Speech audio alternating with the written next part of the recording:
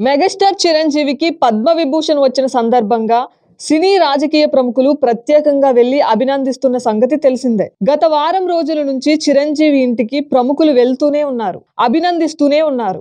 శనివారం రాత్రి ఉపాసన ప్రత్యేకంగా ఏర్పాటు చేసిన కార్యక్రమానికి సీఎం రేవంత్ రెడ్డి కూడా హాజరైన సంగతి తెలిసిందే. ఆదివారం నాడు పద్మ అవార్డు గ్రహీతలందరినీ తెలంగాణ ప్రభుత్వం సత్కరించిన సంగతి తెలిసిందే. ఇక ఇప్పుడు చిరంజీవి ఇంటికి కన్నడ శివరాజ్ కుమార్ కూడా వచ్చారు. శివన్న ప్రేమగా బెంగళూరు నుంచి హైదరాబాద్ కు వచ్చి స్వయంగా చిరుకు అభినందనలు తెలిపారు. ఇక చిరుతో పాటుగా ఇంట్లోనే లంచ్ చేస్తుండగా శివన్నకు మెగా డాటర్ సుష్మిత ప్రేమగా వడ్డించినట్లు కనిపిస్తోంది. శివన్న రాకపై మెగాస్టార్ చిరంజీవి వేసిన ట్వీట్ వైరల్ అవుతోంది. నన్ను అభినందించేందుకు బెంగళూరు నుంచి నా ప్రియమిత్రుడు శివరాజ్ కుమార్ రావడం నాకు ఎంతో ఆనందంగా అనిపించింది. మాతో అతను ఎంతో విలువైన సమయాన్ని గడిపాడు.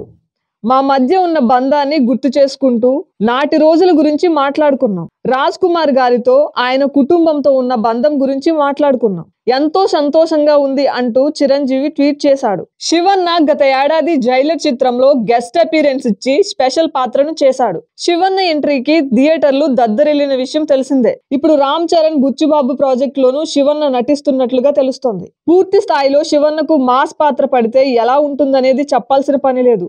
మరి రామ్ చరణ్ సినిమాలో శివన్న క్యారెక్టర్ ఎలా ఉండబోతుందో చూడాలి మరి.